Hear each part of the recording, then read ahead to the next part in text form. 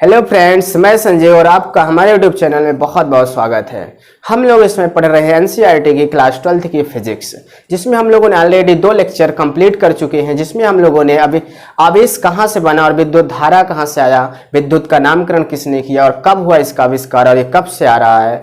और हमने आवेशों के प्रकार हमने सेकंड लेक्चर में हम लोगों ने पढ़ चुके हैं। आवेश के बारे में हम लोगों ने पढ़ा, क्या होता है, कितने प्रकार का होता है, फुल डिटेल्स। यदि आप पिछली वीडियो मेरी ना देखी हो तो जाकर आप चेकआउट कर सकते हैं। और हम लोग आज कंटिन्यू करेंगे लेक्चर 3, जिसमें हम लोग पढ़ेंगे आवेश उत्पत्ति का इलेक्ट्रॉनिक सिद्धांत। आखिर हमारा इलेक्ट्रॉनिक सिद्धांत क्या कहता है कि इलेक्ट्रॉनों की खोज कैसी हुई, इलेक्ट्रॉन कहां से बने और कैसे आए और ये काम कैसे करते हैं, इलेक्ट्रॉन कितने प्रकार के होते हैं, ये आज हम लोग पूरा डिटेल्स इस वीडियो में देखने वाले हैं। तो यदि आप कंपैरेटिव लेवल की तैयारी कर रहे हैं, फिर भी आपकी अगर फिजिक्स इंपॉर्टेंट है तो आप ये देख सकते हैं, बहुत ही यूजफुल होगा। और यदि आप 12th क्लास के बच्चे हैं तो फिर तो आपको बनता ही है। तो आइए हम लोग इलेक्ट्रॉनिक सिद्धांत देखते हैं फटाफट। जैसा कि आप लोग देख पा रहे हैं, यहाँ पे हम लोग देखेंगे अब आवेश उत्पत्ति का इलेक्ट्रॉनिक सिद्धांत। यानी कि इलेक्ट्रॉनिक सिद्धांत क्या कहता है कि आवेश जो हमारे 2 प्रकार के होते हैं, हमने पिछले लेक्चर में बताया था कि आवेश हमारे 2 टाइप्स के होते हैं। एक हमारा क्या होता है, धन आवेश, और एक होता है ऋण आवेश। लेकिन इलेक्ट्रॉनिक सिद्धांत के माध्यम से इसको देखेंगे हम, आखिर धन आवेश और ऋण आवेश ये आए कहाँ से हुए हैं, है ना, और हमें कैसे प्राप्त हुई, इनकी उत्पत्ति कहाँ से हुई। तो देखिए, जैसे हमारा होता है, सबसे पहले आपको ध्यान देना चाहिए कि किसी भी पदार्थ की सबसे सूक्ष्मतम इकाई क्या होती है, परमाणु होती है। ये हम लोग केमिस्ट्री में देखे हुए हैं, केमिस्ट्री में भी है ये, ठीक है ना। तो ये हम लोग जान जाएं कि किसी भी पदार्थ की सबसे छोटी इकाई, सबसे मूल इकाई जो होती है वो परमाणु मानी गई है, ठीक है।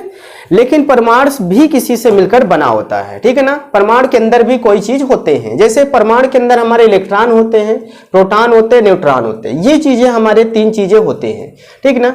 किसी भी पदार्थ की मूलभूत इकाई हमारी क्या होती है, परमाणु होती है। लेकिन बाद में खोजा गया था कि परमाणु के अंदर भी हमारे इलेक्ट्रॉन, प्रोटॉन और न्यूट्रॉन होते हैं, इनसे मिलकर के हमारा परमाणु बनता है। तो यानी कि सबसे छोटी इकाई होना चाहिए इलेक्ट्रॉन, प्रोटॉन और न्यूट्रॉन होना चाहिए। ये आप लोग समझ गए होंगे। देखते हैं, हम लोग परमाणु के अंदर चलते हैं। परमाणु के अंदर चलते हैं तो इसमें सबसे पहले आपको क्या दिखाया जाएगा, परमाणु का एक नाभिक होता है। ये हमारा परमाणु मान लीजिए, ये परमाणु है, इसके अंदर एक नाभिक होता है। हमारे नाभिक में ये जो नाभिक है, इसके अंदर हमारा प्रोटॉन होता है यानी धनावेश होता है, और इसी के अंदर हमारा यानी कि न्यूट्रॉन होता है, ठीक है। और इस कक्षा, ये जो कक्षा है, इसके बाहरी कक्षा में इलेक्ट्रॉन होते हैं। यानी कि यहाँ पे कई कक्षाएं होते हैं, परमाणु के अंदर कई कक्षाएं होती हैं, ठीक है, जिसमें इलेक्ट्रॉन गति करते रहते हैं, चक्कर लगाते रहते हैं। वो नाभिक में नहीं होते। नाभिक में कौन कौन होता है, प्रोटॉन और न्यूट्रॉन होते हैं। जो इलेक्ट्रॉन होते हैं कक्षाओं के चारों ओर चक्कर लगाते रहते हैं, ठीक है। अब यहाँ पे बात आती है, इलेक्ट्रॉन जो होते हैं हमारे वो ऋण आवेश होते हैं, प्रोटॉन जो होता है हमारा वो धन आवेश होता है, और जो न्यूट्रॉन होता है वो इसमें कोई भी अनावेशित कण होता है, वो उसमें कोई भी आवेश नहीं होता है, ठीक है ना। तो बिल्कुल हमारा यानी कि हमारा प्लस वाला धन आवेश नाभिक में होता है, और हमारा ऋण आवेश जो होता है वो बाहरी कक्षाओं में चक्कर लगा रहता है, ठीक है। तो यानी कि यहाँ पे आपको ये समझ में आ गया होगा। अब आप इसको देख सकते हैं, यहाँ पे मैंने लिखा है प्रत्येक पदार्थ परमाणुओं से मिलकर बना होता है। भाई, जब मूलभूत इकाई हमारी क्या है, परमाणु है प्रत्येक पदार्थ की, कोई भी पदार्थ हो वो परमाणुओं से मिलकर ही बना होगा, ठीक है। तो यहाँ पे हम कह सकते हैं कि प्रत्येक पदार्थ हमारा क्या होता है, वो परमाणुओं से मिलकर के बना होता है, ठीक है। अब हमने आपको वहां पे अभी चित्र में दिखाया है कि प्रत्येक परमाणुओं के केंद्र में एक नाभिक होता है, बिल्कुल एक नाभिक हमारा होता है। ये देखिए हमारा नाभिक यहाँ पे है, ठीक है, ये आपको समझ में आ गया। और हमने आगे बताया कि प्रत्येक नाभिक में धनावेशित प्रोटॉन, ये आपका प्रोटॉन यानी कि P, और इसका आवेश होता है धन आवेश, और अनावेशित कण हमारा जो होता है न्यूट्रॉन, यानी इसको स्मॉल या कैपिटल या स्मॉल से रख सकते हैं, जिसका कोई आवेश नहीं होता है, न्यूट्रॉन अनावेशित होता है, ये भी हमारा नाभिक में होता है, ठीक है, बिल्कुल। तो ये 2 हमारे नाभिक में होते हैं, इसको आपको ध्यान रखना है। नाभिक के चारों ओर ऋणावेशित कण क्या होता है, हमारा ऋणावेशित कण इलेक्ट्रॉन होता है, जिसका संकेत E होता है, और ये माइनस होता है। इलेक्ट्रॉन होता है जो नाभिक के चारों ओर होती है। देखिए नाभिक है और ये कक्षाएं होती हैं, कक्षाओं में भ्रमण करते रहते हैं हमारे इलेक्ट्रॉन, ठीक है, वो नाभिक के पास नहीं भटकते हैं। जैसे हमारा, आप मान लीजिए जैसे हमारा सौर मंडल है, क्या है, सौर मंडल, ये हमारा क्या है, सौर मंडल है, और यहाँ पे हमारा सन है, सूर्य है। अब सूर्य का चक्कर चक्कर ये प्रत्येक आपके क्या लगाते हैं, ग्रह लगाते हैं, प्रत्येक ग्रह लगाते हैं। हमारी पृथ्वी भी सूर्य का चक्कर लगाती है, ठीक है। तो ऐसे हमारे ये चक्कर लगा रहे जैसे ग्रह होते हैं वैसे यहाँ पे आपका इलेक्ट्रॉन होगा, ठीक है, वो चक्कर लगाएगा। सूर्य क्या होगा, यहाँ पे हमारा प्रोटॉन और न्यूट्रॉन होंगे जो उसका नाभिक होता है, सेंटर पॉइंट, ठीक है। अब बाकी जो हमारे पृथ्वी वगैरह जो ग्रह होते हैं हमारे, वो सब हमारे इलेक्ट्रॉन की भांति होते हैं जो चक्कर लगाते रहते हैं, ठीक है, जो कि बिल्कुल अपने मस्त मौला अंदाज में एकदम अपनी कक्षाओं में अपने आवर्तकाल के हिसाब से अपना चक्कर लगाते रहते थे। यहाँ भी अपना इलेक्ट्रॉन चक्कर लगाता रहता है, ठीक है। तो अब आगे देखेंगे हम, अगला पॉइंट हम आपको बताए थे कि परमाणु में प्रोटॉनों की संख्या, अगला आप जान जाइए कि परमाणु में प्रोटॉनों की संख्या बराबर इलेक्ट्रॉनों की संख्या होती है। यानी कि हम यहाँ पे कह सकते हैं कि जितने नंबर यानी कि प्रोटॉन जितने होंगे किसी भी एक परमाणु में, किसी भी परमाणु में जितने प्रोटॉन की संख्या होगी उतने ही इलेक्ट्रॉनों की संख्या होती है, ये ध्यान रखना है आपको। यानी जितने धन आवेश होंगे उतने ही आपके ऋण आवेश होंगे। मतलब एक तरफ के कहा जाए कि हमारा धन आवेश अगर 5 है और ऋण आवेश भी इसमें 5 है, तो यानी कि ये दोनों माइनस हो गए और क्या बचा, 0।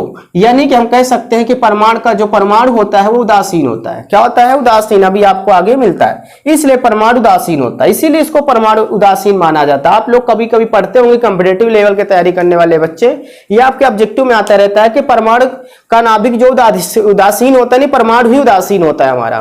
तो ये कैसे होता है, इसका लॉजिक हम लोग यहाँ पे इलेक्ट्रॉनिक सिद्धांत के माध्यम से देखेंगे, ठीक है ना। जैसे हम लोग यहाँ पे देख पा रहे हैं क्यों उदासीन होता है, क्योंकि इसमें प्रोटॉनों की संख्या और इलेक्ट्रॉनों की संख्या क्या होती है, दोनों सेम होती है। और जब सेम होती है तो मान लेते हैं हम प्रोटॉनों की संख्या 5, इलेक्ट्रॉनों की संख्या 5 है, दोनों का माइनस हो गया तो क्या हो गया, 0। यानी कि पूरा इसका जो हमारा नाभिक यानी कि परमाणु होता है वो पूरी तरह से उदासीन, उसमें कोई भी आवेश नहीं बचता, होता तो है लेकिन नहीं बचता है। अब देखिए यहाँ पे हमारी बात आती है इलेक्ट्रॉन। अब देखिए हमारे नाभिक के बाहर जो कक्षाओं में होता है तो इलेक्ट्रॉन होता है। जब इलेक्ट्रॉन होता है हमारा, तो बताइए आप अगर यही चक्कर लगा रहे हैं, तो जब यही चक्कर लगा रहे हैं तो यही हमारे वाहक का काम करेंगे। क्या काम करेंगे, वाहक का काम करेंगे। अब हमें प्रोटॉन और न्यूट्रॉन का काम अब नहीं है। अब हम क्या करेंगे, इलेक्ट्रॉन को उठाएंगे और इसके बारे में देखते हैं, क्योंकि इलेक्ट्रॉन ही हमारे काम का है। कैसे है, देखिए इलेक्ट्रॉन हमारे क्या होते हैं, दो हम लोग क्या है कि स्थिर वैद्युत पढ़ रहे हैं, ठीक है, वैद्युत कलेशन पढ़ रहे हैं। तो वैद्युत में हमारे जो होते हैं इलेक्ट्रॉन का ही आवागमन होता है, ठीक है, इसलिए हम इलेक्ट्रॉन के बारे में पढ़ेंगे यहाँ पे अब। तो इलेक्ट्रॉन हमारा देखिए क्या होता है, इलेक्ट्रॉन 2 प्रकार के होते हैं। ये देखिए यहाँ पे हमने लिखा है 2 प्रकार के होते हैं, और 2 प्रकार के होते हैं। पहला हमारा बद्ध इलेक्ट्रॉन होता है, बद्ध यानी बॉन्ड इलेक्ट्रॉन्स होते हैं, यानी कि बंधे हुए इलेक्ट्रॉन। अब ये इलेक्ट्रॉन नाभिक के पास होते हैं, ये क्या होते हैं, नाभिक के पास होते हैं, ठीक है। जैसे हमारा नाभिक है तो ये जरूरी नहीं कि यहाँ पे देख सकते हैं आप लोग, जैसे हमारा ये नाभिक हो गया, अब कुछ इसके पास इलेक्ट्रॉन होंगे, कुछ इसकी बाहरी कक्षा में होंगे, यानी कुछ पास वाली कक्षा में होंगे, कुछ बाहरी वाली कक्षा में होंगे, कुछ और बाहरी वाली कक्षा में इलेक्ट्रॉन होंगे। यहाँ पे हमारा प्रोटॉन हो गया, ठीक है। ये देखिए हमारी कई कक्षाएं होती हैं आपकी, ठीक है, तो ऐसे काम करता है। तो ये जो हमारा बॉन्ड इलेक्ट्रॉन्स होते हैं यानी कि बांध इलेक्ट्रॉन्स होते हैं, ये हमारे नाभिक के पास वाली कक्षा में होते हैं। और जब नाभिक के पास वाली कक्षा में होंगे तो इसको आप अच्छे से देख सकते होंगे कि यहाँ पे जो नाभिक में एक आकर्षण बल काम करता है। क्या करता है, एक आकर्षण बल, भाई होता ही आकर्षण बल, जैसे हमारी पृथ्वी में है गुरुत्वाकर्षण बल, वो अपनी ओर आकर्षित कर लेता है। ऐसे ये भी होता है, जैसे मान लीजिए हमने बहुत ऊपर से क्या होता है कि हम कोई पेन गिराते हैं नीचे की ओर, जब गिराते हैं तो क्या होता है, पहले उसकी स्पीड इतनी ज्यादा नहीं होती है, जैसे जैसे पृथ्वी के पास आती है उसकी स्पीड बढ़ती जाती है। ऐसा क्यों, क्योंकि गुरुत्वाकर्षण वो पृथ्वी में लगता है, तो पृथ्वी के जैसे जैसे पास आएगी तो गुरुत्वाकर्षण बल ज्यादा आकर्षित करेगा और उसकी स्पीड बढ़ जाती है। तो ऐसे यहाँ पे होता है कि जितने पास वो इलेक्ट्रॉन होगा नाभिक के, उतना ज्यादा उसमें आकर्षण बल लगेगा, और आकर्षण बल लगेगा तो आप जानते हैं कि जब वो खींचेगा अपनी तरफ तो कोई भी इलेक्ट्रॉन वो बाहर अपनी स्वतंत्र अवस्था में नहीं घूम सकता है, वो एक बंधा होता है। बंधा होता है किससे, आकर्षण बल से। आकर्षण बल कहाँ होता है, नाभिक में होता है। बिल्कुल आपका डाउट्स क्लियर हो जाएगा, ठीक है ना। अब आपके मन में आ रहा है कि जो बाहर वाले इलेक्ट्रॉन होते हैं उसमें इसमें आकर्षण बल काम नहीं करता है, लेकिन ना के बराबर करता है। भाई ना के बराबर नगण्य होता है, वहां पे नगण्य होता है, मतलब ना के बराबर, यानी कि वो एक तरफ से जा सकते हैं, ठीक है ना। तो देखिए यहाँ पे सीधा बांध इलेक्ट्रॉन मतलब होता है ये इलेक्ट्रॉन नाभिक के पास होते हैं तथा नाभिक के आकर्षण बल से बंधे होते हैं, जिससे कि फ्री नहीं होते हैं। मुक्त इलेक्ट्रॉन एक होता है फ्री इलेक्ट्रॉन्स, ये क्या होते हैं, ये इलेक्ट्रॉन नाभिक के सबसे बाहरी कक्षाओं में होते हैं। ये देखिए सबसे बाहरी कक्षा में जो बैठा है ये हमारा फ्री इलेक्ट्रॉन है। क्या है हमारा फ्री इलेक्ट्रॉन है, बिल्कुल मस्त मौला आदमी है। फ्री इलेक्ट्रॉन से इलेक्ट्रॉन नाभिक के बाहरी कक्षाओं में होते हैं जिन पर नाभिक का आकर्षण बल नगण्य होता है। ये देखिए यहाँ पे नगण्य होता है, ठीक है, जिन पर आकर्षण बल क्या होता है, नगण्य होता है, ना के बराबर लगता है, तो एक प्रकार के स्वतंत्र हो गए। और जो स्वतंत्र हो गए तो यही तो हमारे मेन होते हैं, ठीक है, यही तो विद्युत के हमारे वाहक होते हैं। विद्युत के वाहक होते यही तो हमारे करंट को, विद्युत धारा को एक जगह से दूसरे स्थान तक ले जाने का काम करता है। अच्छा, आप जरा प्रैक्टिकली सोचिए कि जो अगर आपके घर में कोई काम है, मान लीजिए बाहर का काम है कोई है, अगर आपके पिताजी ने कहा कि चलो ये काम करना है, आप दो भाई हो, अब एक भाई क्या है कि बिजी है, किसी काम में बिजी है, मान लीजिए कोई बड़ा काम कर रहा है, छोटा काम बिजी है, ठीक है, वो बिजी है, और आप खाली बैठे हैं, गेम खेल रहे हैं, मोबाइल पबजी चला रहे हैं, तो क्या होगा यहाँ पे, पापा जी आपको कहेंगे कि जाओ तुम खाली बैठे हो, जाओ ये लेकर के आओ, दुकान से राशन का लेकर आओ, राशन का सामान। अब आप क्या कहोगे, हम नहीं जाएंगे, नहीं जाना पड़ेगा क्योंकि आप खाली हो तो बिजी है।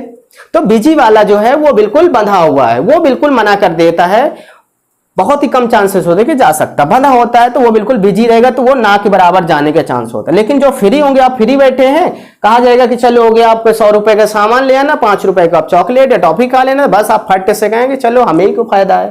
तो आप क्या होंगे, फ्री इलेक्ट्रॉन की जैसे आप काम करेंगे और तुरंत क्या करेंगे, जाएंगे राशन का सामान लेकर के लाके पापा जी को या घर में दे देंगे आराम से। तो यहाँ पे प्रैक्टिकली आपको सोचने की जरूरत है कि जो फ्री इलेक्ट्रॉन होंगे वही आपका विद्युत को वाहक करेंगे, यानी विद्युत को लेंगे और दूसरे स्थान तक ले जाएंगे, और जो बिजी वाले होंगे बिल्कुल नहीं ले जाएंगे, ठीक है ना, बिल्कुल। अब आपको यहाँ पे ये चीज आपका हो गया, ठीक।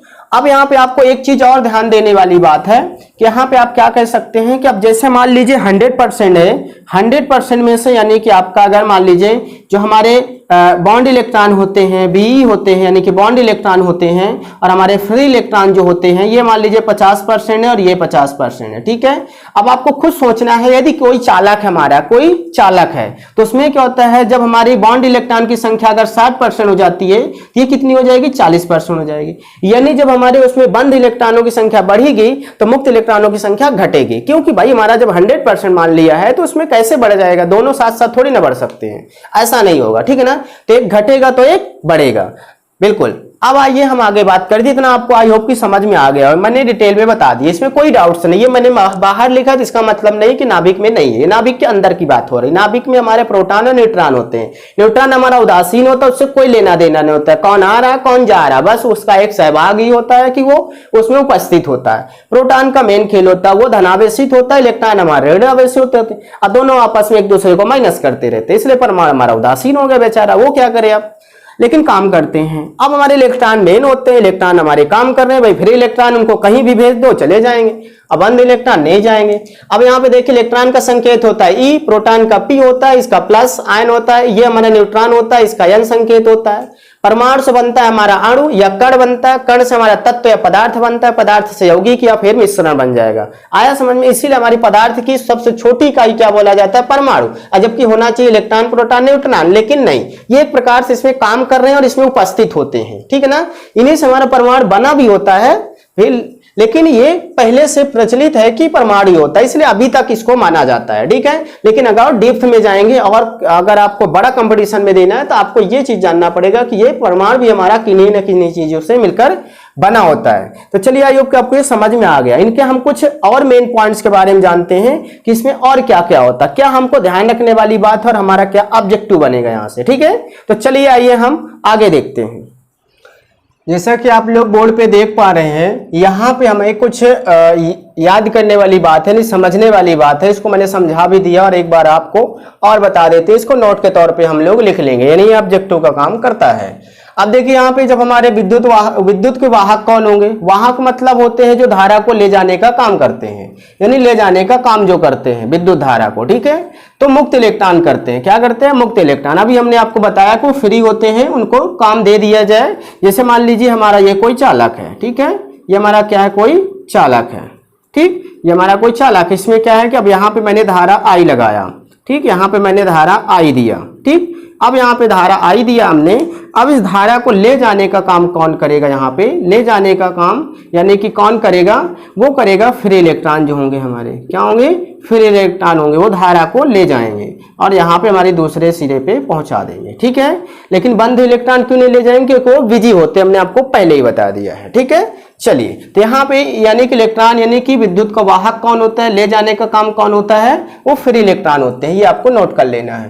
प्रारंभ में प्रत्येक पदार्थ अनावेशित होता है। सो स्टार्टिंग में क्या होता है कि सभी पदार्थ क्या होते हैं, अनावेशित होते हैं, ना उसमें धनावेश होता है ना ऋणावेश, क्योंकि दोनों धनावेश और ऋणावेश आपस में मिलकर के एक दूसरे को माइनस कर देते हैं और वो न्यूटन यानी कि आपका कहते हैं कि आपका वो अनावेशित हो जाता है, अनावेशित हो जाता है, जिससे कि सभी पदार्थ प्रारंभ में क्या होते हैं, अनावेशित, उनको बाद में क्या होता है, आवेशित किया जाता है। ठीक है, हो जाते हैं। तथा अब देखिए, जिस पदार्थ में इलेक्ट्रॉन की कमी हो जाती है वे पदार्थ धनावेशित हो जाते हैं, तथा जिसमें इलेक्ट्रॉन की वृद्धि हो जाती है वे पदार्थ ऋणावेशित हो जाते हैं। वृद्धि होने से ऋणावेशित हो रहे हैं और कमी होने से इलेक्ट्रॉन की धनावेशित हो रहे हैं। इसका लॉजिक कुछ नहीं समझ में आ रहा, आपके मन में आ रहा होगा। चलिए हम बताते हैं आपको ये काम कैसे करता है। जिस पदार्थ में इलेक्ट्रॉन की कमी आपने हमें आपको बताया था 100% मान लेते हैं, हमारा क्या है यहाँ पे 50 इलेक्ट्रॉन है, आधे हमारे प्रोटॉन है। ठीक है, 50% ये है, मान लीजिए यहाँ पे 100 इलेक्ट्रॉन, 100 हमारे टोटल हैं, 50 ये 50 ये, तो यानी कि यहाँ इस स्थिति में क्या होंगे, दोनों हमारे अनावेशित होंगे। क्या होंगे,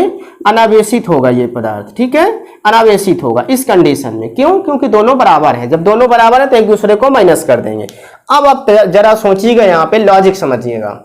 जिस पदार्थ में इलेक्ट्रॉन की कमी, देखिए इलेक्ट्रॉन कमी हो रही है, यानी कि इसको आप कम कर दो, इसको 40 कर दो, इसको आपने 60, जब ये घटेगा तो ये बढ़ जाएगा, जितना कम होगा उतना वो बढ़ जाएगा। अब बताइए कौन ज्यादा है, धनावेशित का ज्यादा है, तो भाई 40 तो माइनस हो गए, बचा कितना, 20 बचा हमारा।